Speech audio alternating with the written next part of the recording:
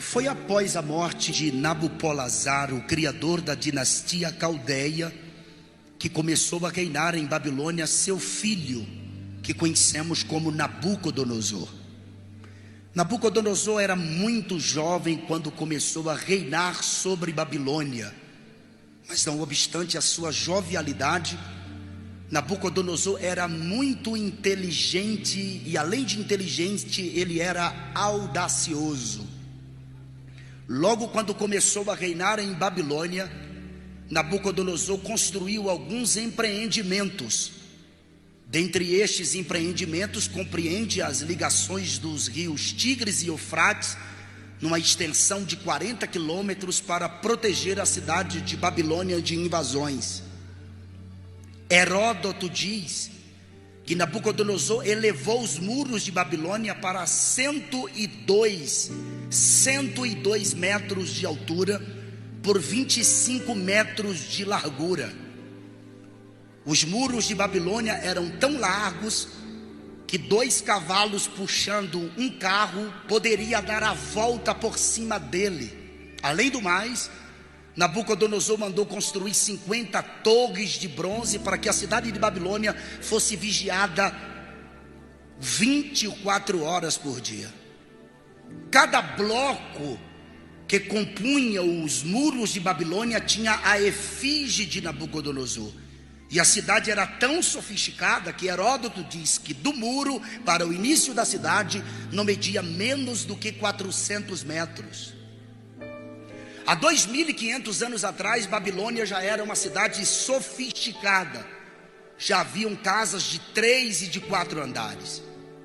Creio que todos aqui já ouviram falar do striptease. Foi em Babilônia que deu-se início ao striptease. E Nabucodonosor é o grande precursor das embarcações, seguido dos sírios, dos fenícios e hoje os russos, com seus submarinos mais do que modernos. A cidade de Babilônia era uma cidade mística. O deus principal da cidade de Babilônia chamava-se Bel, e a sua esposa, a deusa Está. Somente a esposa de Bel, a deusa Está, haviam cerca de 185 altares dedicados a esta deusa. Era uma cidade que não só tinha Bel e Estar como deuses, haviam vários outros deuses que os babilônios adoravam.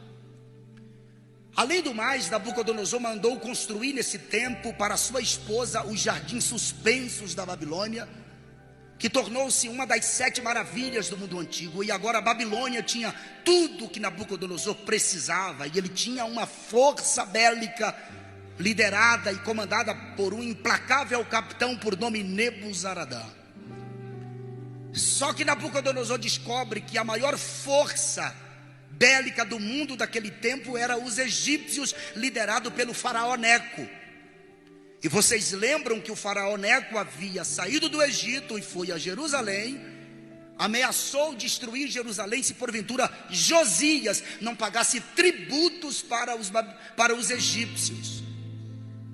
Josias pagou por um longo tempo, tributos para os egípcios. E houve um tempo que os assírios saíram numa peleja contra os egípcios.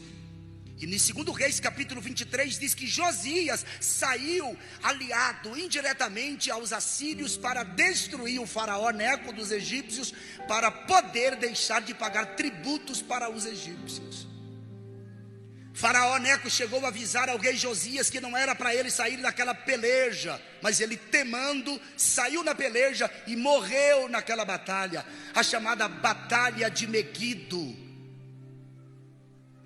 O faraó Neco colocou no lugar de Josias o seu filho por nome Jeoiaquim. E nesse período que o rei do Egito, o faraó Neco, coloca Jeoiaquim no lugar do seu pai Josias para reinar em Jerusalém, continuando pagando tributos para os egípcios, Nabucodonosor sai numa peleja contra o faraó Neco. Essa é a famosa batalha de Carquemis. E nesta batalha Nabucodonosor vence o faraó Neco.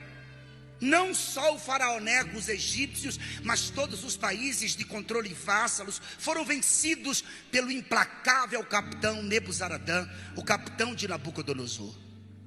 Retornando para a Babilônia, Nabucodonosor descobre que entre os despojos, ou dentre os despojos dos egípcios, havia a cidade de Jerusalém, que pagava tributos para os egípcios. E Nabucodonosor pega o seu capitão Nebuzaradã e envia longínquo a Jerusalém para ameaçá-la, dizendo que se porventura Jerusalém não pagasse tributos agora para os babilônios, Nabucodonosor iria destruir a cidade. Como prova de que não estava brincando, no retorno para a Babilônia, Nebuzaradã leva consigo os príncipes do povo, Daniel, Misael, Ananias e Azarias, que quando chegaram em Babilônia foram entregues a Aspenaz, o chefe dos eunucos que treinavam esses meninos. E no período de um tempo, depois de serem treinados, seriam apresentados ao rei. E se o rei achasse inteligência, sabedoria e beleza física, esses meninos passavam a servi-lo na sua presença. Logo que Daniel, Misael e Ananias chegaram em Babilônia, trataram de mudar o